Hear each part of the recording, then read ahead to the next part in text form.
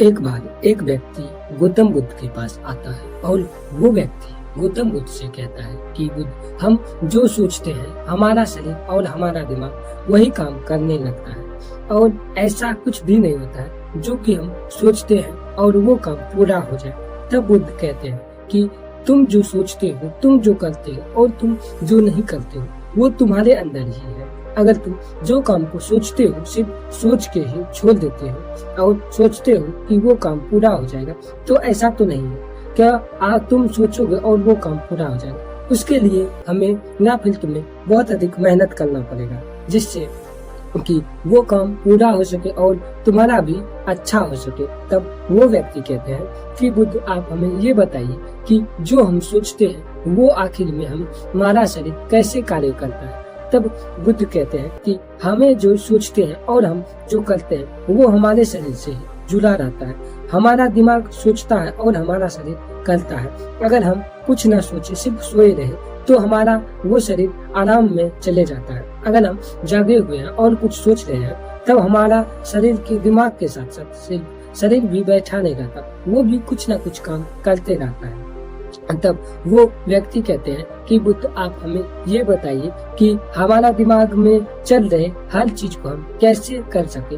तब बुद्ध कहते हैं कि अगर कोई काम तुम्हें करना चाहते हो या फिर तुम करना होगा, तो तुम अपने साथ जो चीज को सोचो उसके साथ तुम एक कॉपी और कलम को लेकर बैठो, जिसके वजह से तुम जो सोचोगे वो तुरंत ही भुला जाओगे। लेकिन कॉपी कलम पर एक बार तुम जो लिख दोगे उसके बाद तुम उसे जिंदगी भर नहीं भुलाओगे। जब तुम पढ़ोगे तब तक तुम्हें वो अपने लिखा हुआ चीज याद आएगा और तुम उसके अनुसार अपने काम को कर सकते हो।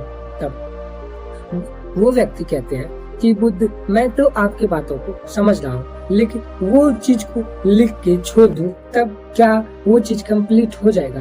तब वो बुद्ध कहते हैं कि ठीक, कंप्लीट तो हो जाएगा, लेकिन उसके लिए तुम्हें कुछ काम करना पड़ेगा, उसके लिए तुम्हें कुछ अलग अलग चीजें करनी पड़ेगी, तब वो काम पूरा होगा। अगर तुम कोई चीज के सोच के छोड़ दोगे तो वो चीज पूरा नहीं होगा। उसके लिए तुम्हें हर दिन हर रात मेहनत करना पड़ेगा। अगर मान लो तुम कोई घर बना रहे हो, सिर्फ सोच लिया कि घर बनाना है, तो क्या घर बन जाएगा? नहीं ना। उसके लिए तुम्हें हर बार हर तरह से प्रयास और मेहनत करना पड़ेगा, तभी तुम्हारा घर बनेगा और तभी तुम उस घर में रह सकते हो। अगर तुम सोचोगे कि सोचने से ही मेरा घर बन जाएगा, तो कुछ नहीं होता है। एक राजा को भी राज्य करने के लिए उसे प्रजा का अलग अलग तरीके से समाधान निकालना पड़ता है, तभी वो राजा एक प्रजा पर अपना अधिकार जमाता है। ऐसा तो नहीं होता है कि वो राजा बैठा हुआ रहता है और प्रजा उसकी बातों को सुन लेते हैं और उसे वहीं छोड़ देते हैं। तब वो व्यक्ति कहते हैं कि बुद्ध, हमें तो कुछ चीज में डाउट आता है। तब बुद्ध कहते हैं कि तुम्हें जो भी चीज में डाउट आता है तो तुम आज पूछ लो, बोले मैं तुम्हें बताऊंगा, लेकिन उससे पहले तुम किधर भी जाना नहीं, क्योंकि इससे हमें भी उस जवाब का आंसर देने में बहुत तकलीफ होती है। तब वो व्यक्ति कहते हैं कि बुद्ध, मान लीजिए कोई लड़का एक चीज सपने को सोच रहा है और वो उस सपने को पूरा नहीं करता है, तो हम क्या करें? तब बुद्ध कहते हैं कि ऐसा तो एक पुत्र ही है जिसके बारे में एक व्यक्ति सोचता है।